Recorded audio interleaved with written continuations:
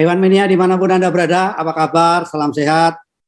Atas nama Main Balap, kita turut berduka cita yang sedalam-dalamnya untuk sepak bola Indonesia. Semoga ke depan lebih baik. Semoga kita juga nanti mempunyai budaya sepak bola yang luar biasa ke depannya.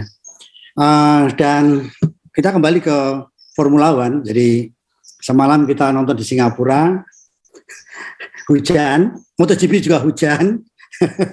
Jadi kemarin juga banyak yang mengkritisi panitia pelaksana di Singapura kenapa tidak memakai pawang gitu kan. Ternyata mereka menjawab sudah beberapa pawang top yang katanya top itu diundang di Singapura, tetapi mereka dites. Kalau kita kan hanya percaya ini ya bahwa bapak ini. Kalau di sana nggak tes dulu. Jadi memang dites dulu karena tidak hujan waktu itu, semua pawang dites, ternyata gagal. Mereka cuma diminta untuk menghentikan air yang keluar dari patung Merlion, tapi ternyata gagal semua. Nggak ada yang bisa menghentikan airnya. Padahal kalau tahu itu ada kerannya itu. Yang cukup menarik adalah babak kualifikasi. Saya sudah lihat hasilnya, sudah ketawa ngakak-ngakak sendiri. Ferrari, Red Bull, Mercedes. Red Bull dan Mercedes ini jago strategi. Saya udah ketawa-ketawa ini. Yang depan jago tragedi. Wah, ini seru ini. Tapi yang cukup menarik adalah saya senang sekali karena di rumah saya di Bantul itu kan nggak ada yang nonton Formula One, cuma saya. Tahun ini ponakan saya Jairo itu dari Bantul kan, kebetulan saya dapat tawaran ke Singapura, saya nggak berangkat. Pon aja Pon, ajak anaknya berangkat. Nah ini langsung beli jaket. Apa yang ngeluh? Kenapa yang dipilih bukan polo atau topi, jaket? Tapi bagus dia tanya. Pilih yang mahal dan jarang dipakai Mas Jo. Tapi bagus ya. Pak D, kalau panggil kan Pak D. Pak D kenapa balapan malam hari? Papaku loh, besok nggak bisa jawab. Bapaknya tuh nggak bisa jawab. Oh di sana tanya saya, kok nggak aku nyari kaosnya BMW nggak ada ya? Loh BMW kamu nonton jangan 22, tapi nonton 2003 lah, 2005 kamu ketemu. Kalau 2022 nyari BMW nggak ada, pindah aja Superbike. Nah dia tanya, kenapa balapan malam hari Pak D? Ya saya jelaskan tentang tawaran marketing waktu itu kan belum ada balapan malam hari Singapura 2008 ya saya membuat ini. Terus saya juga guyoni, kenapa malam hari, kalau siang hari kasihan pembalapnya. Kenapa Pak D?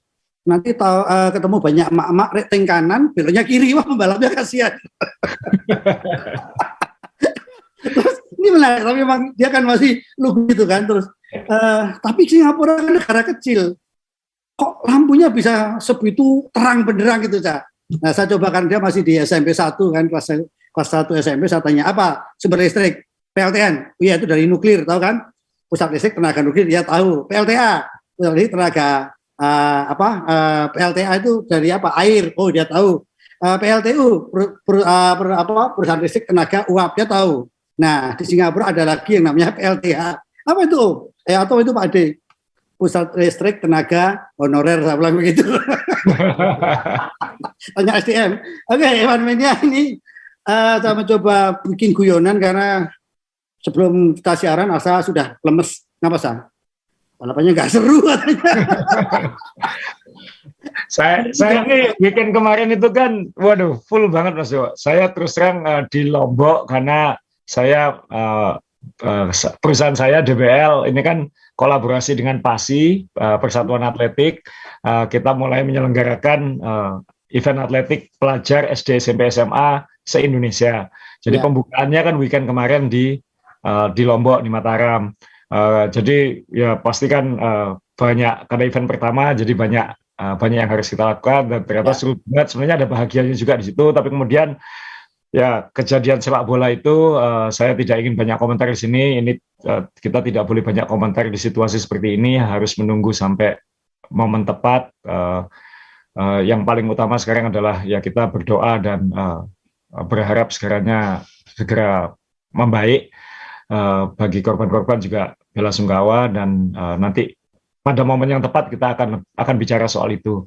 Jadi mood saya agak campur-campuran hari Minggu itu. Di satu sisi senang lihat anak-anak kecil lomba atletik, tapi sampai jam 3 pagi masih telepon-teleponan memastikan tim saya aman atau tidak, kemudian staf saya aman atau tidak, ada apa lagi di sana, dan kemudian banyak sekali saya melihat ada beberapa menteri juga harus bicara juga sampai seharian. Jadi ketika pesawat terakhir minggu malam balik ke Surabaya jam 6:30, 7 malam landing itu, saya pengen landing healing nonton F1. Saya pengen nonton F1 dulu. Ternyata kan ketunda karena hujan. Terus kemudian ketika nonton, ya ampun, balapannya kok nggak hidup gitu ya. Maksudnya ketika ada hujan itu kan harapan kita, ekspektasinya agak naik, apalagi seperti Mas Dewo bilang, di depan ada Ferrari yang kita lihat ulahnya seperti apa nanti. Kemudian ada Perez, ada Hamilton. Saya selalu berharap mungkin Mercedes bisa mencuri kemenangan di sini. Verstappen mumpung di belakang. Ternyata balapannya malah mungkin termasuk yang paling prosesi tahun ini gitu. Jadi ya memang endingnya agak greget, tapi overall bukan balapan yang seru. Tapi ya ini di Singapura, jadi kita semua tahu dari dulu Singapura paling pinter bikin pestanya. Ya. Jadi ya rekor penonton kan 302.000 katanya. Iya, gila. Dan saya tahu banyak teman-teman saya di Singapura itu ngirimi foto, ngirimi segala macam. Saya nggak bisa balas sama sekali karena kan ya saya lagi fokus pada 2 hal dalam 2 hari ini gitu. Nah, ya moga-moga teman-teman tetap happy lah, walaupun hujan. Ada yang ngirim foto becek-becekan atau apa segala macam, nonton konser setelahnya. Tapi ya moga-moga yang seperti keluarga Mas Dewo tadi pertama kali lihat F1 semoga dapat kesan. Bagi yang kangen nonton F1 di Singapura moga-moga terpuaskan. Tapi sebagai balapan ya memang hasilnya agak beda dari biasanya, tapi ya mungkin bukan balapan yang berkesan betul sebenarnya gitu ya. Tapi saya ada satu orang yang saya terus terang harus perhatikan, Mas Dewo. Saya bisa membayangkan, ini saya mau pasang fotonya, betapa bahagianya ini ya, Om Hendra dan istri bisa melihat anaknya berkiprah di F1. Kan Mas Tepi ini kan lagi tugas di Singapura, ya. Minta tugas mungkin. Jadi bisa ketemu dengan Tepi ini saat pitwalk lagi, bisa ketemu anaknya lagi bekerja. Ada foto juga dengan Franz Tost, mungkin ya. Mungkin minta tolong anaknya dinaikkan lagi atau apa, saya nggak tahu. Ganti Sunoda katanya. Ganti Sunoda. Jadi ini pasti membanggakan sekali ya kalau jadi orang tua, yang apalagi yang mania F1, lihat anaknya berkarir di F1 sudah bertahun-tahun. Ya. Moga-moga juga nanti kelak bisa jadi salah satu orang top di sana, dan itu orang Indonesia, kita bangga. Ya. Om Hendra juga ngirim foto sama istrinya di mobil. Ini ya teman-teman ya. Ini kalau nggak nepotisme nggak bisa ini. Apalagi pegang-pegang ya. Saya jamin nggak bisa pegang-pegang ini. Karena kalau pitwalk itu ada pagar, ada talinya, itu nggak boleh lewat. Ini mentang-mentang anaknya di tim boleh masuk dan pegang-pegang ini. Iya, betul Sa. tapi jadi menyesal Sa. Jadi gini, sempat WA Om Kun ini kan dokter kan, Mas Dewo, ini ada orang Indonesia, kata Humas Alfa Tauri, ada orang Indonesia, orang penting mau ke sini gitu loh. Siapa ya? Apakah Mas Asa? Asa nggak nonton Pak, aku bilang gitu kan. Siapa ya? Atau Doni Evan Mania Surabaya? Enggak Pak, aku bilang. Jadi memang ada yang ke sana Sa. Cuman waktu itu kan kita sempat ditawari untuk gabung di Singapura kan sama Mas Tevi kan juga sempat WA. Ayo ke sini Mas, saya masih takut COVID. Alah ayo gitu kan. Ternyata menyesal ya tahu gini. Ya saya memang nggak bisa Mas Dewa, tapi ya memang senang, minimal senang ada balapan F1 dekat dengan Indonesia lagi, dan ya 2 tahun yang melelahkan ini kan sudah di akhirnya gitu. Jadi ya senang bisa melihat, dan saya bisa membayangkan bangganya bisa melihat anaknya ini ngirim foto juga. Ya. Anaknya lagi kerja di foto-fotoi, ini anaknya nervous nggak ya di fotoi papanya segala macam ini. Tapi lagi kerja nggak tahu ngomongin apa gitu kan. Jadi ini kan kadang-kadang orang tua juga minta, kerjamu tuh apa toh nak gitu kan. Iya benar lah. Ini nggak ono uang pensiun ini nak, betul dengan bapak. Tapi ini juga itu kalau keluarga yang memang anaknya bekerja di sana, jadi seperti Om Kun dan istri itu kan. Ini juga ada Iwan Mania ya, Sinta namanya Sa. Aduh, kelihatan nggak? Nah, kelihatan ya. Ya kelihatan ya. Bayangkan bagaimana rasanya Om, aku bisa ketemu Gasly Om itu. Bayangkan kayak apa itu. Saya bisa merasakan gitu. Jadi, kamu luar biasa, saya bilang gitu kan. Ini Iwan Mania sejati kan gitu ya saya. Ya. Nah, ini satu lagi saya ada cerita lucu Sa. Ya. Ini Lydia, ini kebetulan kelihatan ya. Lydia ini anak otak ya. Anak otak. 2008 pertama kali nonton dengan saya di Singapura, saya ajak yuk tunggu nanti kalau malam hari kita jalan-jalan di treknya kayak apa gitu. Bener, berdua saya dan Lydia waktu jalan-jalan itu banyak petugas dari luar yang teriak-teriak keluar. Tapi kan ada pagernya, dia kan nggak bisa lompat saja. Kita ada berdua santai aja jalan terus. Akhirnya benar-benar dicegat, kita nggak bisa jalan lagi ya baru keluar. Dan ini dilakukan dengan anak-anaknya tadi malam, kemarin malam saya juga ngomong, waduh, ya kamu ya. Kangen lah Mas. Kangen, betul ya. Mas Dewa loh, menyelinap masuk sirkuit berani, menyelinap keluar rumah nggak berani, takut sama Dina. Oke, tapi kita lihat sekarang. Pandemi sudah berakhir, takut menyelinap keluar Mas Dewa ini. Ya siaran bareng aja masih takut. Tapi ya kalau kita ngomongin balapan semalam, yang semua orang menggadang-gadangkan ini adalah kunci gelarnya Max Verstappen, ternyata kan batal. Mungkin kalau kita coba lihat hasilnya kayak apa, Sa? Ya, hasilnya ya ini kita bacakan top 10. Perez menang keempat dalam karirnya, kedua musim ini ya, dan jadi spesialis balapan sirkuit temporer kayaknya, karena balapan menang pertama di Sakir dulu kan bukan layout permanen kan, layout yang luar itu, layout yang cuman layout sekali pakai sejauh ini. Kemudian dia menang di Baku, dia menang di Monaco, sekarang menang di Singapura. Bagus-bagus tempat dia menang ini kan, itu maksudnya. Catat ya. Ya, banyak orang menang beberapa kali tapi tempatnya biasa gitu. Ini spesial semua. Nanti ada memang yang saya tadi malam terus terang, teman-teman saya biasanya kalau hasil lomba itu saya tunggu sampai confirm, karena kan tadi malam ada investigasi soal dia di belakang safety car, nanti kita bahas. Tapi itu biasanya paling cepat 2 jam setelah lomba. Jadi tadi malam saya tinggal tidur aja gitu, karena ya kita lihat nanti hasilnya, tapi ternyata juga nggak berubah. Jadi itu menyebalkannya F1 karena kalau ada investigasi itu perlu 2 jam setelah lomba, kadang-kadang seperti itu. Nah ini untungnya hasilnya tidak berubah, jadi nggak perlu bahasan khusus. Ya. Tanya, Sa, waktu kamu jadi wartawan, nah ini yang susah. Kalau koran yang ada deadline, bagaimana strateginya waktu itu? Ya paling ditulis kalau memang balapan malam melewati tengah malam ya paling, kalau balapan Eropa misalnya ya tulis ini profesional, masih ada investigasi, bisa berubah sewaktu-waktu kayak gitu. Tapi biasanya nunggu 2 jam. Kayak kita waktu di Bahrain Mas Dewa, kita harus langsung ngejar pesawat. Itu kan semoga nggak ada perubahan, semoga nggak ada perubahan. Dan itu kalau teman-teman masih ingat, Asa datang ke airport itu benar-benar bagasi sudah ditutup itu, ingat nggak? Iya. Akhirnya kita baru pertama kali naik pesawat yang bagasinya manual kan itu. Aman, sampai Singapura aman kan. karena kamu tamunya airline. Ingat nggak? Ingat. Jadi benar-benar harus ngatur strategi ya, kalau misalnya ngejar pesawat. Dan banyak pembalap-pembalap ini kan juga ngejar pesawat setelah lomba. Apalagi ini weekend ini langsung Jepang ya, langsung Suzuka. Jadi ya untung tidak buat lebih dari jam 1 dini hari tadi, berarti lewat tengah malam kan Mas. Lewat tengah malam WIB baru keputusannya, 12:30 WIB berarti baru diputuskan finalnya. Tapi ya saya sejak waktu itu walaupun ada kemungkinan tergeser, tapi saya tadi malam yakin ya 80% nggak berubah lah gitu. Nanti kita bahas seperti apa. Jadi ya Perez tetap menang, Leclerc nomor 2, tapi ini juga bukan karena Bagong Ferrari, karena kalah start. Jadi murni kalah start, setelah itu situasi nggak banyak berubah, walaupun ada virtual safety car, walaupun ada safety car beberapa kali, tetap hasilnya nggak berubah. Jadi Perez ini mimpin dari awal sampai akhir praktis. Sainz juga nggak ada perlawanan, di situ-situ aja, nomor 3 tanpa gangguan, ke depan jauh, ke belakang jauh. Yang McLaren mungkin yang paling bahagia. Norris memang best of the rest, jadi kalau ada yang bermasalah dia ngambil kesempatan, selama ini selalu begitu. Ricciardo tertolong safety car ya, timingnya pit stop pas, kemudian dia bisa bertahan di 5 besar, jadi 2 McLaren ini finish 45 terbaik musim ini. Stroll juga mengejutkan, Aston Martin dua-duanya dapat poin. Vettel hampir di belakangnya, tapi kan disalip oleh Verstappen hanya bisa nomor 7.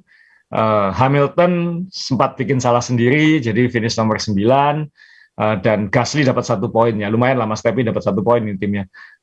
Walaupun Tsunoda sekali lagi bikin kesalahan, dan saya nggak tahu kenapa Tsunoda terus diperpanjang. Gitu, ya. Ini ada pembalap Jepang lain kan, baju saya ini Kamui Kobayashi juga. Itu sempat Tsunoda semalam sempat Jadi musuhnya ibu-ibu di Indonesia loh, KDRT gitu loh. Kekerasan ditabrakkan tembok atau gitu. Ya, Oke, ini menarik ya. Kenapa sebenarnya dipertahankan? itu saya tetap ya, saya nggak tahu ada sama Honda ada apa setelah ini.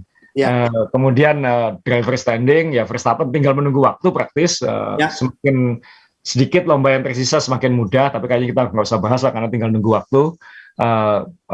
Red Bull juga nggak terlalu nafsu kayaknya kemarin. Kemudian Leclerc masuk nomor 2, tapi hanya 2 poin dengan Perez. Jadi ini Perez punya peluang 1-2 ini Red Bull di akhir musim karena hanya 2 poin.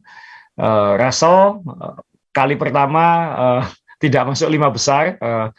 Yang dia finish, yang satunya kan dia nggak finish di lap pertama waktu itu, tapi hanya 1 poin dengan Sainz. Hamilton masih di situ, Norris masih di situ, Ocon Alonso masih di situ, dan Bottas. Nah, yang klasemen konstruktor yang seru, tapi serunya di tengah.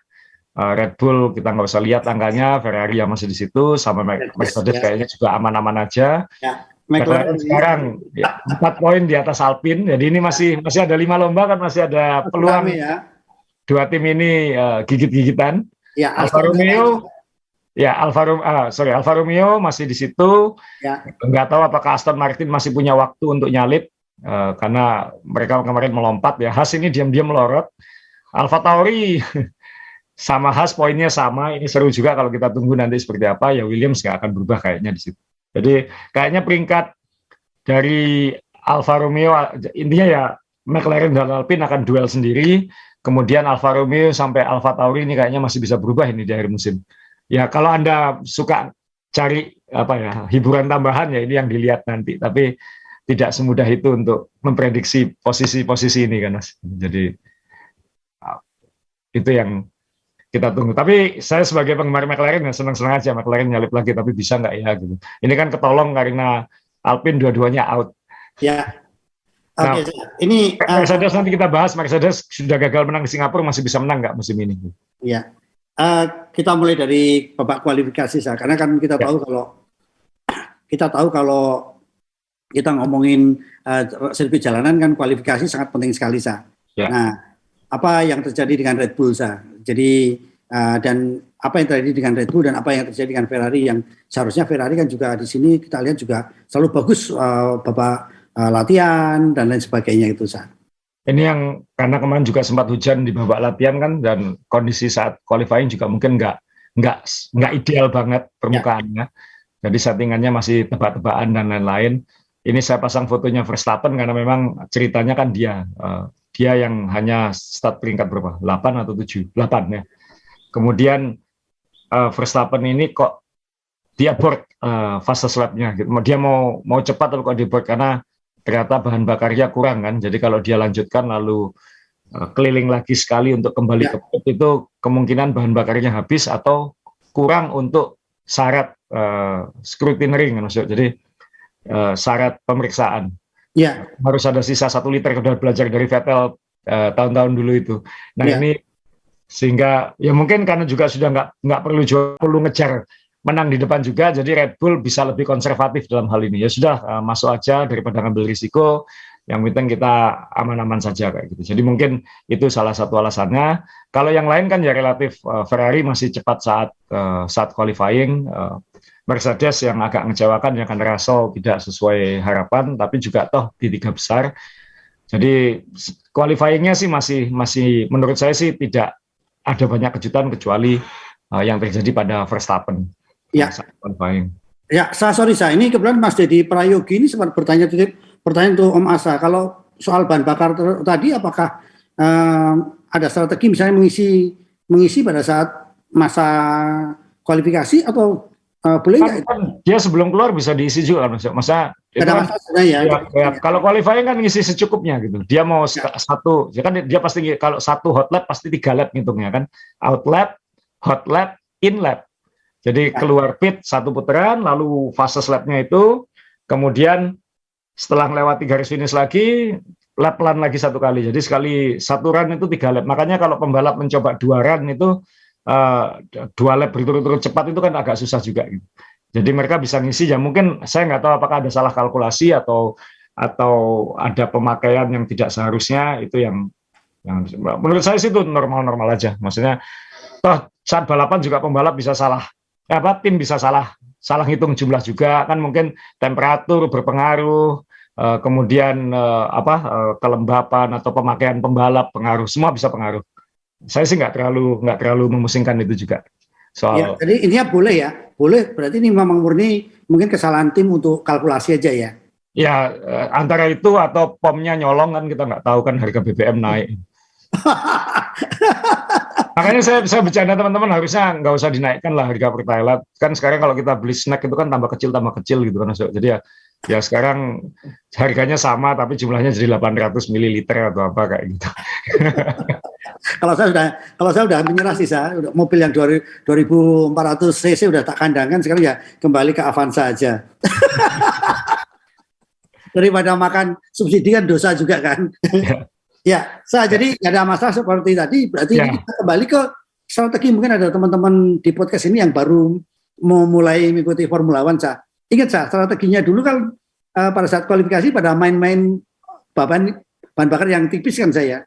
Ya karena kan supaya semakin cepat lap itu kan bahan bakarnya dipasin aja gitu, semakin sedikit. Karena kan kita ngomong mobil F1 ini kan 1 liter itu hampir 1 kilogram. Ya nggak presisi ya, tergantung temperatur dan lain-lain. Tapi 1 liter itu 1 kilo. Jadi kalau dia bisa hemat 3 liter itu 3 kilo lebih ringan. Jadi ya dipaskan sepas mungkin dengan sedikit toleransi mungkin untuk qualifying khususnya. Ya. Jadi itu yang dilakukan. Jadi kalau misalnya salah hitung ya mungkin kalau kita ngisi bahan bakarnya sendiri kan, kalau di luar negeri kan biasa, di sini juga ada beberapa kita ngisi, kita pasin, klik, aduh bablas kan kadang-kadang kayak gitu. Mungkin ini kliknya kurang atau apa kayak gitu. Jadi ini adalah ya ini normal lah, kesalahan-kesalahan kecil ini bisa terjadi. Dan belum tentu kesalahan juga, mungkin jumlah bahan bakar yang masuk tepat, mungkin Verstappen engine setting mesinnya mungkin bablas kan. Ya. Banyak hal yang bisa, kalau kita cuma ngomong 1 liter itu kan banyak hal bisa terjadi di F1. Ya. Karena 1 liter dia kan bukan 30 kilo Mas Joko. 1 liter dia kan 1 liter dia kan kayak kita minum aqua 1 botol dalam hitungan detik gitu mungkin. Ya itu makanya Mark juga menyadari ya inilah susahnya kalau balapan di Singapura. Coba di Indonesia banyak yang jualan bensin di pinggir jalan gitu kan. Iya. Ya.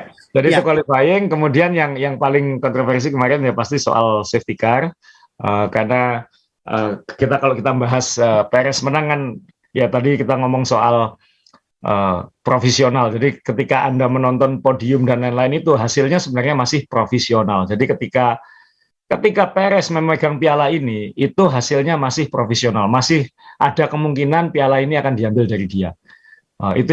Jadi F1 kalau misalnya lomba selesai, itu kan syarat TV harus ada podium, harus ada seremoni kembang api dan lain-lain, tapi secara hasil itu masih disebut profesional sampai ditetapkan. Karena kemarin ada investigasi setelah lomba terkait dengan safety car. Jadi ya ini profesional, tapi saya sih nggak terlalu pusing waktu itu karena ini pasti nggak akan berubah banyak gitu. Kalau berubah banyak, ya podcast kita kan masih ada waktu. Kalau itu media mungkin agak berat. Jadi kalau kita bahas soal safety car, saya pasang yang ini aja.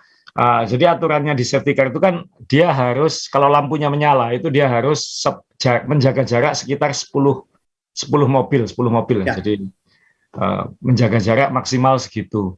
Nah, rupanya Perez 2 kali melanggar itu. Jadi ketika safety car pertama sama safety car berikutnya dia juga melanggar, dan itu Ferrari kan sempat ngomong ini 2 kali pelanggaran, harusnya 10 detik gitu. Kalau 10 detik berarti kan kalau dia menangnya di atas 10 detik baru tetap juara, tapi menangnya kemarin kan 7,5 detik kan ya. Dia nge-push di akhir untuk memastikan minimal 5 detik kan kayak gitu. Ya. Dan ternyata Leclerc juga nggak bisa nempel.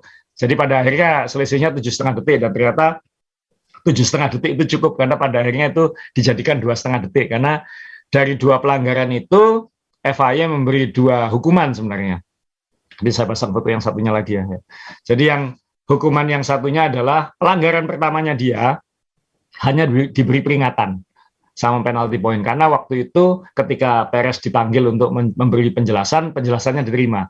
Kan sirkuitnya masih licin, masih basah, dan mobil safety car dengan mobil F1 ini speednya beda, kemampuan gripnya beda. Jadi kata Perez, di tempat yang saya bisa cepat dia lambat, di tempat yang saya lambat dia cepat. Ini saya ngambil contoh tikungan hotelnya Monaco, Mas Dewo, yang itu. Itu Vespa bisa muter lebih cepat daripada mobil F1. Nah, kadang-kadang ini sulit berapa. Kok bisa ya mobil safety car lebih cepat daripada mobil F1? Di tikungan-tikungan tertentu, iya. Karena mobil F1 kan nggak dirancang untuk masuk gang, misalnya kayak gitu. Jadi kalau sangat pelan, sangat meliu-liu, dia tidak bisa selincah mobil sedan. Nah, alasannya Perez seperti itu. Di tempat-tempat tertentu dia tidak bisa mengikuti kecepatannya safety car, tapi di tempat yang dia bisa cepat, safety car-nya kepelanan. Jadi jaraknya ini nggak bisa enak gitu. Nah, itu alasan itu diterima. Satu, karena cuaca memang jalanan juga kondisinya tidak ideal. Oke lah, ini peringatan. Tapi yang kedua, tetap di penalti 5 detik. Jadi pada akhirnya dia menang 2,5 detik. Sekali lagi itu keputusan kan tidak mungkin ada keputusan itu 100% objektif, Mas Dewo. Jadi kalau ada orang teriak bilang harus objektif, bohong, nggak mungkin. Di dunia ini nggak ada yang 100% objektif. Jadi ya itu harus. Itu kita, kalau saya ingat pelajaran, karena saya lulusan marketing, dosen public relation saya dulu waktu kuliah selalu bab pertama, kalimat pertama adalah tidak mungkin 100% objektif. Itu, jadi Anda harus objektif, nggak mungkin Pak, gitu aja ngomongnya.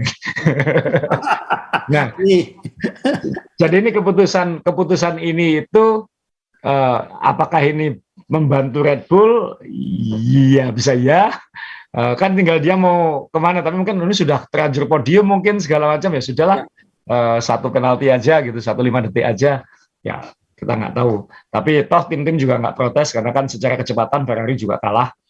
Jadi pada akhirnya Red Bull tetap menang dalam hal ini lewat Perez. Jadi ya Perez menang 4 kali sudah. Jadi buat saya sih juga nggak terlalu kontroversi buat saya. Karena keputusannya, saya merasa pasti keputusannya nanti nggak akan mengubah hasil. Karena mengubah hasil itu merepotkan banyak pihak kan. Nah, saya ini pertanyaan, tapi sebenarnya juga mohon maaf nih. Kalau ada centang itu ternyata mungkin saya lupa matiin webnya ini. Cuman kalau saya potong juga eman-eman. Jadi ya kali ini mohon maaf, penggantinya suara burung. Ini saya sempat curiga dan saya sempat negative thinking dengan Red Bull bahwa selama ini rasanya Perez itu tersingkirkan, sudah hilang rasanya, gitu kan. Apakah saya pikir dia mencoba komponen-komponen yang akan dipakai tahun depan misalnya, selalu dikalahkan jauh oleh Max Verstappen. Tapi pada saat Max Verstappen kedodoran, dia bisa sebagai pahlawan. Ini kan yang memang kalau kita ngomong, ya inilah kalau kita ngomong teammates itu kan ya seperti ini yang dicari di Formula One. Karena kalau satu dengan satu sama-sama ingin juara dunia kan sulit juga gitu kan, Sa. Ya ini Red Bull akhirnya memutuskan cari pembalap nomor 2 yang pengalaman kan, Mas. Karena aman di tangan Perez itu. Nah, ya Perez walaupun belakangan agak kendor, tapi ketika dibutuhkan dia bisa tampil bener. Biasa. Nah, tapi dia kendor sendiri kan juga belum tentu salah dia juga gitu kan. Karena tim pasti ketika sebuah mobil itu dikembangkan, tim pasti akan memilih ngikuti permintaan yang lebih cepat. Jadi wajar aja kalau misalnya mobil nomor 2 akan kedodoran, apalagi dengan cost cap. Tapi nanti kita bicara soal cost cap-nya Red Bull ya. Belakang aja ya. Jadi apalagi ngomong soal cost cap kan tidak mungkin misalnya kita mau develop sasis baru.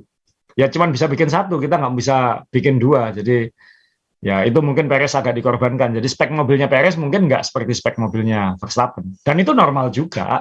Michael Schumacher dulu di kontraknya ditulis bahwa kalau ada komponen baru saya dapat duluan, nomor 2-nya nanti gitu.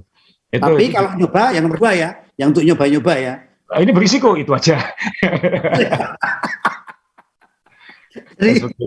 Iya, oke, ini menarik kan. Jadi apa yang saya pikirkan tidak salah ya. Kelas saya udah naik ya dari ininya. Jadi kalau saya dari dulu memang kalau tanya kamu itu narasumber salah. Saya itu pengamat. Kenapa? Ya cuma ngamati aja. Ngapain juga. Nah, apa yang harus dilakukan kalau Ferrari harus menang semalam, Sa? Kalau kalkulasi asa mungkin nggak dengan posisi Ferrari di 1, Ferrari di 4. Kira-kira Ferrari bisa nggak menang di sirkuit seperti ini kalau kalkulasinya benar dan tidak melakukan kesalahan waktu start? agak sulit menjawab juga ya, karena kalau ngelihat satu babak latihannya juga yang latihan terakhir itu kan hujan juga, qualifying-nya juga nggak kondisi yang kering 100%. Tapi Ferrari pole position, tapi Verstappen kan bermasalah, jadi kita juga nggak tahu kalau ada Verstappen di depan mungkin beda lagi kan Mas Yo. Nah, tapi kita semua tahu belakangan ini, sebenarnya dari awal musim, mobil Red Bull itu selalu lebih cepat saat lomba daripada Ferrari. Ferrari selalu lebih baik dalam qualifying. Ferrari bisa memaksimalkan qualifying, Red Bull bisa memaksimalkan lomba. Karena kemarin Leclerc sempat bilang kalau habis pit stop sama-sama ganti ban, Ferrari bisa lebih cepat dari Red Bull dengan ban yang sama ya. Ferrari bisa lebih cepat dari Red Bull 6-7 lap pertama. Tapi setelah itu Red Bull waktunya sama. Jadi Ferrari lebih cepat, lalu jadi sama, tapi kemudian Red Bull jadi lebih cepat gitu. Ya. Jadi Red Bull bannya lebih awet, kasarnya seperti itu. Memakai bannya lebih efisien. Ya. Ya, itu yang terjadi. Jadi kalau misalnya Ferrari di depan, misalnya saat start itu, ya, reaction time-nya kan sama, 0,029 atau apa. Jadi begitu go, reaksinya sama, tapi ketika gear selanjutnya tuh kayaknya Red Bull lebih dapat ya. Saya nggak tahu karena lintasan yang sebelahnya Perez itu lebih kering daripada lintasannya Leclerc atau apa, kan banyak faktor yang bisa mengakibatkan, apalagi itu kan pakai ban intermediate yang pembalap-pembalap ini mungkin nggak punya banyak pengalaman latihan start pakai ban intermediate kayak gitu. Tapi reaction time-nya sama. Tapi setelah mungkin saat gear keberapa itu Red Bull lebih dapat momentum, Perez lebih dapat momentum. Kemudian ya Perez bisa mimpin terus sampai akhir. Kalau seandainya itu Leclerc yang di depan, apakah itu berarti Leclerc bisa menang? Ya kita nggak bisa jawab kan. Kalau ngelihat bagaimana Verstappen kesulitan nyalip yang di tengah-tengah, bisa jadi kan Mas Yo? Betul. Bisa jadi. Tapi jangan-jangan nanti ya kejadian kayak lomba-lomba di awal musim, bannya Ferrari mulai belepotan, Red Bull-nya mulai ganas di belakang. Mungkin balapannya lebih seru lah, mungkin lebih ada drama lah, karena kemarin kan ya praktis sebenarnya hampir nggak ada dramanya drama agak artifisial ya, karena ada investigasi pada Perez itu aja. Jadi mungkin secara Ferrari juga mungkin ngakui kita kalah cepat loh, tapi yang penting tidak melakukan kesalahan strategi, tidak melakukan semuanya kan sudah textbook normal gitu, maksudnya nggak inovatif juga, tapi juga nggak salah kayak gitu. Oke, ya ini jawabannya. Jadi karena harapan saya kan kalau Ferrari menang kan, kita lihat di MotoGP kan Pecco juga tidak jatuh podium 3, akhirnya sekarang juara dunia semakin rapat lagi. MotoGP kan jadi masih karena mungkin yang di belakangnya Pecco kemarin itu tidak boleh nyalip Mas. Saya lihat, waduh ini Zarco ya. Ya Zarco kayaknya setengah timur gitu kayaknya. Tapi kan dia aktingnya bagus, melebar sedikit gitu kan. Tapi minimal kan menarik karena semakin nempel. Ini kalau Formula 1 kan sudah tinggal kita nunggu aja nanti di Jepang bagaimana. Nah, ya itu bagus buat MotoGP lah Mas Dewa. Jadi karena dia kan tenggelam banget musim ini dengan F1. Ya. F1 kan buktinya F1 persaingan tidak seru pun penontonnya rekor terus ini sampai akhir musim. Ya, rekor terus ini. Ya, ini yang luar biasa. 300.000 di Singapura itu negara kecil banget loh yo. Dan kemarin ngobrol banyak dengan Lilitor Ekis, tahun depan itu sudah banyak sirkuit yang sudah ketutup, sudah diblok tiketnya. Jadi kalau kita tahu MotoGP aja di Mandalika ini sekarang orang nyari, kayak tahun dulu kan orang cari hotel jauh-jauh hari bisa, sekarang dikip semua. Ini sudah mulai masuknya. Kalau gitu ngomel ke Wahab aja Mas. Om Wahab kan lagi di Singapura kemarin, malah kok sialan dia berangkat, aku enggak. Iya, Wahab berangkat karena kemarin kesempatkan, ayo Wahab berangkat gak? Enggak. Wahab itu teman lama F1 Mania yang sekarang kebetulan juga di manajemennya sirkuit Mandalika. Ya, betul. Saya sempat ke Mandalika hari Sabtu, sepedaan tapi ke sana. Ya, kan memang Wahab kemarin join dengan Lilitor. Jadi kita ini termasuk seneng ya, karena kita berteman bertiga, satu travel, Asap, wartawan, saya ya cuman pelengkap penderita aja di sini. Tapi kan seru. Saya nggak ngomong Ekis pengelola tur, saya media komentator. Saya nggak berani bilang Mas Dewa badutnya ya Mas Dewa kayak gitu. Kan badut lah, Ferrari lah. Ferrari lah. Oke, sekarang ini menarik juga ya. Pak Desa itu udah jagoin Mercedes. wah aku udah jagoin. Baru pertama kali nonton ponaan saya. Tapi kalau tahu nabrak tembok. Nah, sementara kan kita tahu semua Mercedes ini digadang-gadang akan mencuri kemenangan di sini, Sa. Ya saya sih kadang-kadang saya salah juga berarti kayak gitu. Nah. Jadi, tapi memang kalau dilihat lomba-lomba yang tersisa kan, makin dia harus cari sirkuit yang berliku-liku lah, dalam artian yang tidak banyak top end-nya. Tapi ya obviously terbuang di Singapura. Tapi Russell kan sebelum Singapura bilang mungkin peluang kita lebih baik di Austin. Gitu. Jadi buat penggemar Mercedes masih ada harapan, khususnya di Austin. Dan siapa tahu nanti di Suzuka bisa berkiprah ya. Tapi Suzuka itu walaupun meliuk-liuk tapi power sirkuit gitu. Jadi belum tentu juga Mercedes bisa sebaik itu di Suzuka. Tapi di Austin katanya Russell mungkin punya kans di sana di sirkuit Austin. Ya Hamilton tadi malam ya Russell kan non faktor ya. Russell jadi kelinci percobaannya semua kan ketika dia pasang ban apa itu? Ban medium. Ban medium ya. Jadi dan ternyata waktunya jauh, butuh waktu lama sebelum waktunya membaik, dan itu tidak menolong Hamilton juga karena kan semua orang tinggal melihat Russell aja gitu. Kalau catatan waktunya Russell sudah dekat dengan intermediate, itu waktunya ganti ban kan kayak gitu Mas Jo. Iya, tapi saya baru tahu semalam tuh waktu Russell ganti ban slick itu kan, waduh ini bagong ini. Tapi ternyata tim-tim itu juga gibah ya, ngomong sama pembalapnya loh, Russell ganti medium. Iya kan, maksud sama juga dikasih tahu kan. Ya, terus ini kan sambil kita lihat hasilnya kan. Ya, tapi pembalap kan dia yang tahu, dia pasti punya feeling lah. Enggak lah, ini belum kayak gitu. Ya. Kan harapannya Russell mungkin juga enggak langsung cepat kan Mas Jo. Ya. Siapa tahu aku sengsara 2 lap, tapi habis itu aku jauh lebih cepat dari yang lain. Ya. Dan ketika aku jauh lebih cepat dari yang lain bingung kapan harus pit stop kan, harapannya kira-kira begitu. Tapi kan ternyata enggak juga gitu. Sehingga tidak mempengaruhi strategi overall juga. Apalagi dengan banyak safety car, jadi semua templatean kemarin itu nggak ada, kecuali Ricciardo yang menyodok ya, nggak ada yang out of the box. Sebentar Sa, ini pertanyaan saya cukup mungkin cukup menggelitik juga menurut saya, karena apa? Saya tuh semalam bingung ya. Kita tahu bahwa intermediate itu akan dipakai sampai berapa 20 lap misalnya gitu. Ya. Semalam kan saling menahan karena masuk pit stop itu kehilangan banyak waktu gitu kan. 27 detik kalau ya kan, karena ini sirkuit jalan pasti akan lebih lama lagi kan. Nah semalam kita lihat kan tunggu-tungguan Sa. Iya kan? Dan moga-moga banku nggak habis duluan, moga-moga kan? Sudah mulai disuruh cari air itu kan untuk dinginkan. Iya betul kan. Nah ini ya ini teman-teman yang maaf yang mungkin baru mengikuti Formula One juga, kadang-kadang memang ada strategi kalau pakai ban basah tapi sudah mengering itu kan kadang-kadang malah mencari air kan. Tapi kalau pada saat lintasan basah mencari yang kering itu memang sulit ya pembalap F1 itu. Aneh gitu. Ya tadi malam juga nggak terlalu banyak genangan juga sebenarnya, jadi luar biasa juga itu drainasenya Singapura ini. Jalanan ini. Iya. Ini jalan loh, bukan sirkuit. Jalanan loh ini ya. Nah, kalau kita kan itu mungkin sudah jadi F1-nya dibalik jadi skoci semua gitu.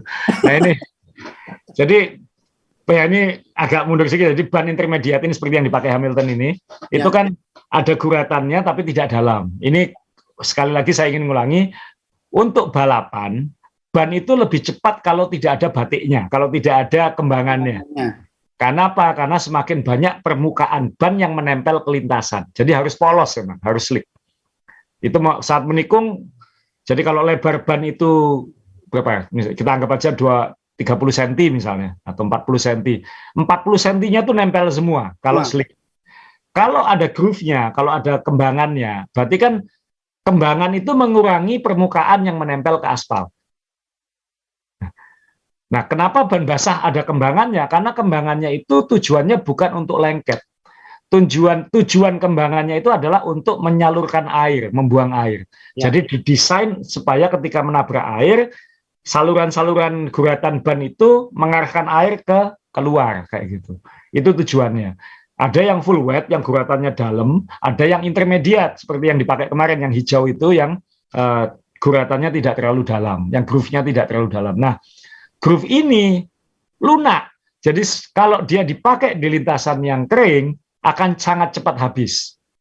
Sangat cepat habis, dan semakin dia cepat habis, semakin berkurang gripnya dan panasnya sulit mengontrolnya karena kan memang tidak didesain untuk lintasan untuk top speed gesek-gesekannya saat kering gitu. Jadi yang terjadi adalah kalau itu nanggung situasinya dan temperaturnya ini mulai naik, tim-tim kan punya sensor semua, tahu kelihatan tuh di komputer, waduh bannya mulai overheat ini. Verstappen, Max, kalau ketemu air tabrak ya. Untuk dinginkan ban. Itu juga itu bisa terjadi. Itu terjadi di F1. Itu yang dimaksud tadi, kenapa kok disuruh nyari genangan air, karena bannya kepanasan. Sebaliknya kalau misalnya basah, cari yang kering, karena jadi kalau ban intermediate atau ban basah itu cari mana yang paling enak permukaannya kan Mas. Kadang permukaan yang baik itu yang basah, kadang yang baik yang kering. Nah itu ini agak susah karena tidak hitam dan putih kan Mas. Jadi logikanya ini pembalap itu memang, makanya pembalap F1 harus punya ini yang luar biasa ya. feeling dan ininya harus main terus ya. Jadi semalam saya juga berpikir, wah ini bannya Ocon yang paling panas itu, sehingga dia cari air sampai keluar, airnya semburat, itu ternyata asap nih, meledak ternyata. Panas tuh. Ya, oke, jadi Mercedes memang tidak ada waktu lagi kecuali di Austin ya, karena yang diharapkan di sini tidak sesuai hasil gitu kan saja. Jadi sulit. Nah, oke, kita ngomongin tim lain. Kita ngomongin Alpine, Aston, dan McLaren. Biasanya McLaren ya mungkin nggak perlu terlalu banyak dibahas juga. Kalau kita perhatikan Mas ya, dalam beberapa lomba terakhir, posisi qualifying-nya McLaren dan Alpine ini selalu berdekatan kan. Itu khususnya Norris, Ricciardo lebih sering di belakang. Jadi ini selalu Norris ini bebannya adalah, kalau aku qualifying di depannya Alpine, aku harus bisa nahan Alpine ini supaya poinku lebih banyak. Tapi kalau di belakangku ada dua Alpine, seberapa berat aku berjuang, tetap poinnya kalah totalnya nanti itu. Nah, McLaren butuh momen-momen di mana kedua mobil Alpine itu tidak perform atau tidak finish. Nah, itu kejadian tadi malam di Singapura, sehingga ya peringkat 4 dan 5 kan Mas Yo, itu kan kalau nggak podium itu yang maksimal. Ya. Sehingga ya kabar baik buat McLaren lah, dia bisa menyalip Alpine lagi di klasemen. Apakah bisa bertahan itu lain lagi, karena hanya 4 poin. 4 poin dan masih ada 5 lomba, jadi masih. Yang saya suka adalah Norris dan Ricciardo ini, walaupun sudah tahu satu bakal out, hubungannya masih sangat, ya karena dua-duanya memang orangnya santai dan rileks ya. Jadi masih olok-olokan, masih kayaknya Ricciardo sudah pada fase nrimo kayak gitu sudah. Saya nikmati aja balapan-balapan kayak gitu bersama McLaren gitu. Jadi ya ini Vettel ya saya. Vettel ya, nikmati aja ya. Kayak Vettel saya nikmati aja, saya udah pensiun gitu.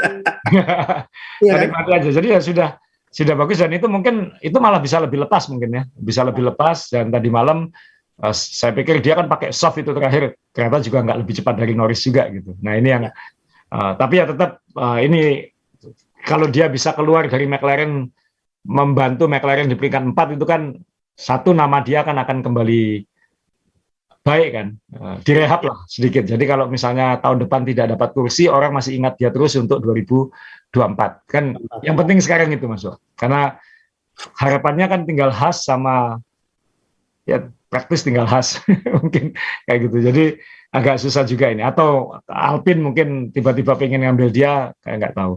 Yang sedih kemarin ya pasti Alpine, karena Alonso kan kemarin balapan ke 350. Jadi saya mikir tahun 2001, 2002 kita termasuk saksi Alonso balapan pertamanya kan Mas Yo. Iya, 2001 ya. Oh ya, di Sepang ya saya. Ya, saya lagi nyari fotonya Mas Yo, karena waktu itu masih pakai film tahun 2000 2001 itu.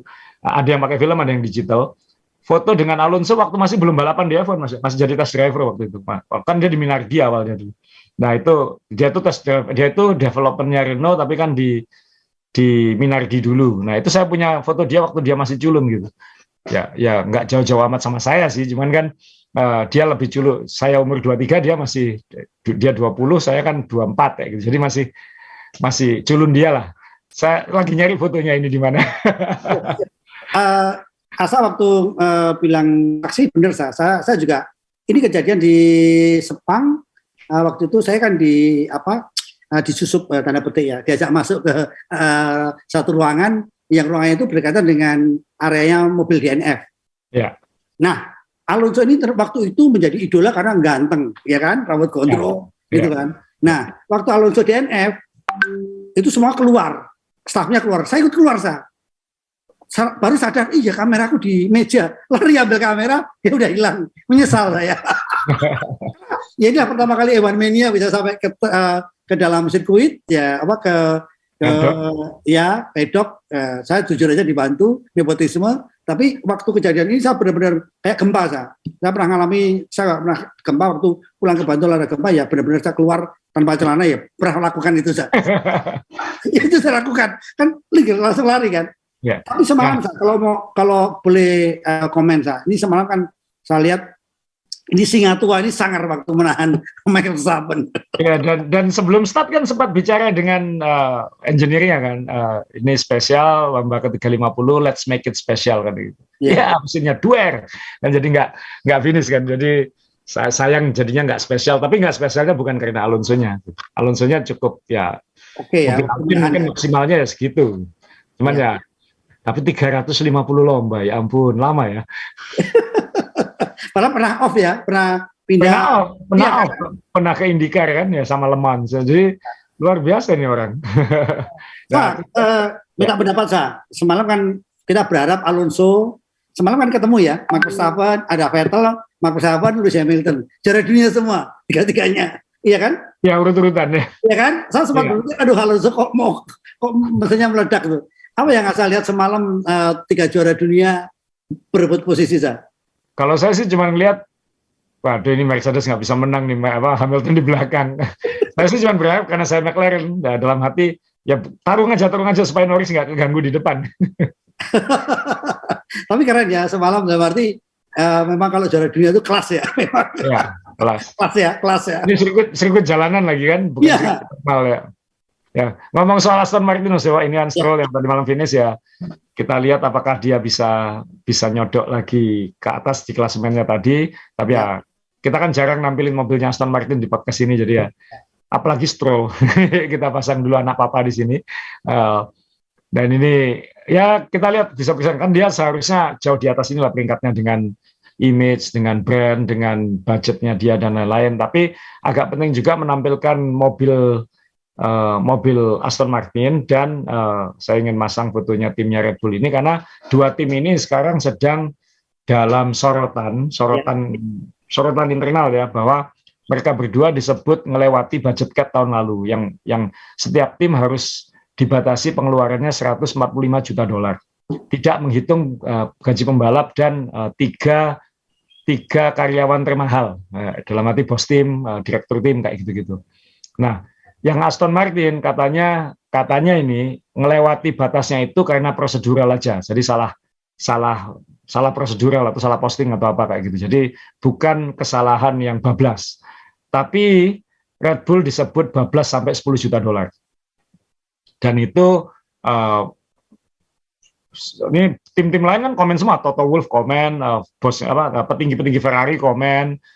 Tim-tim lain komen. Nah itu kan kalau mereka komen berarti kan itu naruh pressure ke FIA untuk ayo sanksinya apa ini?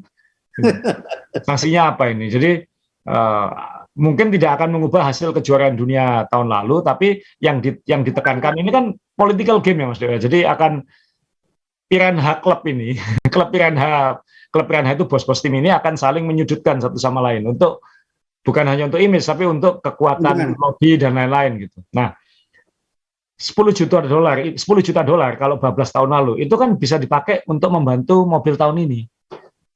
Jadi ketika Red Bull tahun ini lebih cepat, secara tidak langsung mereka bilang ya karena tahun lalu mereka bablas menggunakan uangnya untuk investasi, untuk membantu tahun ini kayak gitu ya. Apakah itu analogi beneran atau tuduhan beneran atau gatu-gatuan saya nggak tahu kan. Yang penting kan mereka saling serang aja dulu gitu. Dan apalagi ini punya musuh bersama kayaknya Red Bull yang sedang kuat ini. Yang saya dengar terakhir mungkin gosipnya adalah akan didenda. Dendanya kira-kira walaupun tingkat pelanggarannya beda, dua-duanya akan didenda $7,5 juta. Saya nggak tahu denda itu akan digunakan ke FIA atau gimana. Tapi kalau di liga-liga Amerika dan pengelola F1 ini Amerika sekarang, kalau misalnya kalau di Amerika kan yang namanya budget cap itu salary cap itu kan sangat diberlakukan Mas Jo. Di basket, di football, gaji itu dibatasi supaya adil gitu. Nah, kalau ada yang melewati, dendanya adalah jumlah yang terlewati itu didobel kalau di NBA ya, misalnya batasnya 100 juta dolar, ada tim yang ngelewati 10 juta dolar, ini boleh, silakan melewati 110 juta dolar. Tapi kamu harus membayar denda 1:1. Jadi kalau 10 juta, dendanya 10 juta lagi, 20 juta, berarti 20 juta itu nanti dibagikan ke klub-klub yang lain. Jadi kamu boleh melanggar, aku dapat uang. Nah, saya nggak tahu di F1 seperti apa. Tapi di F1 ini katanya sih mau denda 7,5 juta dolar per tim.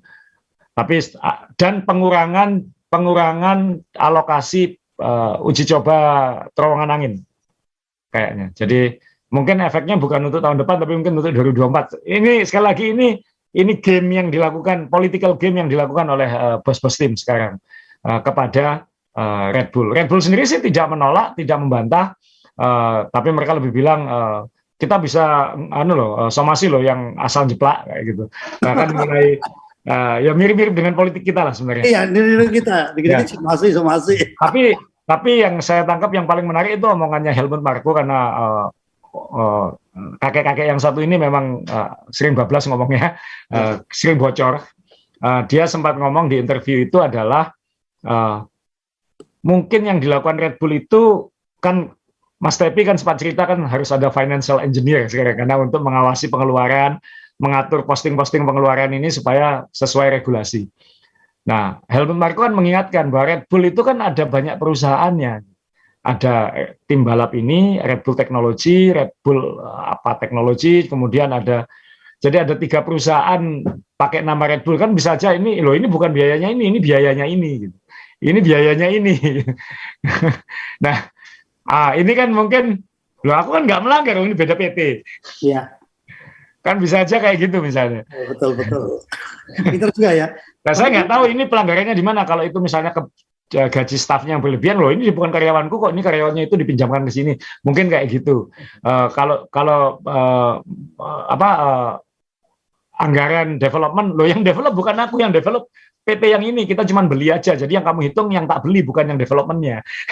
Jadi misalnya kan ya kantong kanan kantong kiri kan Mas Dewo. Jadi misalnya saya sama Mas Dewo satu payung, cost cap-nya bilang biaya pembuatan monokok misalnya harus 10 miliar gitu. Tapi saya butuh 20 miliar untuk mengembangkan yang terbaik ini. Ya udah, saya keluarin aja 20 miliar di perusahaan saya, tapi saya jual ke Mas Dewo 10 miliar. Jadi biayanya Mas Dewo kan 10 miliar. Iya. Nah, ini trik-triknya saya nggak tahu apa yang dilakukan, tapi Red Bull punya 3 perusahaan yang terlibat menurut Helmut Marko. Jadi ya kita kan ada 3 perusahaan yang berbeda. Nah, dalam hati saya, gitu cara mainnya. Jadi ini dipakaikan perusahaan lain kayak gitu. Iya. Tapi nanti saya ingin ikuti juga nanti perkembangannya, analisisnya FIA dan F1 seperti apa, karena kan kalau ini bisa dilakukan, yang lain akan melakukan juga gitu. Nah, berarti kan itu tidak baik, itu bukan presiden yang baik gitu. Nah, ini yang kita harus tunggu nanti, apa yang akan dilakukan FIA dan dendanya seperti apa untuk Red Bull dan Aston Martin. Nah, karena ternyata di F1 itu kalau ada yang melanggar budgetnya itu ternyata didenda dan duitnya gede sekali. Nah, ini kan peluang untuk teman-teman main balap, siapa tahu menyalurkan proposal, nanti dana-dana ini kita buatkan dana amal, dana sosial, kita bagikan ke teman-teman kita supaya bisa nonton ke pedok gitu kan. Itu sama kalau saya dulu jualan sepeda bekas saya, Mas. Loh, Mas, uangnya untuk apa? Untuk disumbangkan gitu. Sumbangkan kemana? Pembelian sepeda selanjutnya. Benar-benar. Tapi ada juga, Mas, saya dulu waktu saya pernah jadi komisioner Liga Basket Profesional di Indonesia waktu pegang NBL, dulu saya juga sering ngasih denda, tapi saya jelas dari awal di regulasinya adalah kalau saya dendanya itu untuk kegiatan sosial. Makanya dulu Liga Basket saya banyak kegiatan di panti asuhan kayak gitu-gitu, karena itu denda pemain kemarin mukul deh gitu. Jadi kalau kita nggak tahu nanti di F1 akan seperti apa itu. Iya, jadi kalau kemarin ada yayasan di Indonesia yang gede banget, ternyata duitnya itu yang dipakai 20% lebih untuk kegiatan pribadi ya. Memang untuk kegiatan sosial iya, sosialita ya kan. Ini kita ke Jepang Ya. Jepang luar biasa menurut saya, ini kan karena Asa tadi bilang kenapa Yuki Tsunoda dipertahankan, siapa tahu Honda akan kembali lagi. Dan kemarin Perez juga sudah menyinggung-nyinggung, ini kita Jepang karena kita ini kandangnya Honda gitu. Apa yang menarik balapan tahun ini yang akan terjadi di Jepang? Silakan Sa. Ya, sama seperti Singapura kan, maksudnya ini absen agak lama, jadi ingatan kita kepada Suzuka mungkin agak lupa, tapi ini sirkuit yang legendaris, salah satu sirkuit paling top di F1 dalam hal layout, dalam hal tantangan pembalap, tantangan untuk mobil, karena setelah trek lurus itu meliuk-liuk, kemudian tikungan dulu 130R itu yang diambil flat tanpa ngelepas gas sama sekali itu. Apakah tahun ini sama seperti itu? Kan ini mobil baru, jadi penasaran juga. Di atas kertas meliuk-liuk itu baik buat Mercedes, tapi karena ini masih tergolong power circuit, belum tentu. Top speednya Mercedes kan kalah. Dan satu lagi ini yang saya paling khawatir adalah ini bukan sirkuit yang gampang untuk salip menyalip, karena cenderung agak nggak terlalu lebar dan sangat meliuk-liuk, jadi mobilnya efisien semua di situ. Nah, dengan regulasi baru, dengan ground effect ini, apakah bisa membantu action di Jepang, itu yang saya tunggu. Sama juga sering hujan di sana. Tapi kalau hujan di sana itu biasanya balapannya lebih seru. Jadi ya kita lihat nanti seperti apa di Jepang. Nah, ini kan weekend ini, jadi moga-moga tadi malam balapannya nggak terlalu berkesan. Moga-moga nanti di Jepang bisa lebih menggigit balapannya. Oke, ya itu Evan Mania. Jangan lupa Suzuka, jangan lupa jadikan kalender kalau Anda memang belum pernah nonton di sana, karena Suzuka ini memang selalu mengingatkan saya. Jadi ada kaos di rumah saya, kaos oblong. Ini kan memang sengaja waktu saya berangkat bapak saya sakit, jadi saya berikan kaos oblong karena hobinya di rumah itu sama dengan saya, suka pakai kaos yang putih oblong saja. Kemudian saya bawa pulang, bapak saya udah stroke yang kedua, jadi ya kaos ini masih saya simpen mulai tahun 2018. Ini kenangan yang luar biasa. Oke, Iwan Mania, jangan lupa Suzuka ini sirkuit yang paling luar biasa ditonton. Di dalam juga nyaman sekali ya. Sebenarnya orangnya ramah-ramah, itu juga mungkin salah satu catatan yang luar biasa kalau Anda nonton di Suzuka. Baik, Asa ada tambahan lagi? Cukup dulu Mas Dewa. Cukup ya. Oke. Ewan Mania, terima kasih teman-teman yang sudah mengirimkan foto, gambar, video, foto-foto manas-manasi Mercedes yang ada di Singapura. Silakan Anda kirim di bawah di kolom komentar foto-fotonya supaya bisa semangat ya. Semangat teman-teman yang lain untuk bisa nonton di sana gitu kan. Nah, mungkin saya ingin tahu yang teman-teman yang ke Singapura, minimal ceritakan pengalamannya ketika di Singapura kemarin, apa yang berkesan. Bagi yang pertama kali apa kesannya, ya. Bagi yang sudah lama tidak nonton langsung F1 apa kesannya, mobil-mobil baru ini kesannya seperti apa. Tolong tulis komentar, karena saya suka kan kayak baca testimoni kalau kayak gitu. Ya. Jangan lupa foto topinya Ricciardo yang 140 dolar Singapura, tapi kalau beli 3 jadi 60 itu juga ditampilkan juga boleh, bikin mangkal itu. Banyak sekali gimana sih? Udah, saya nggak minta Mercedes, saya minta obat sinus saja, titip dan gitu. Sekali lagi Asa, terima kasih. Teman-teman main balap yang ada di belakangnya Asa, terima kasih. Teman-teman, sampai jumpa dan jaga kesehatan. Salam.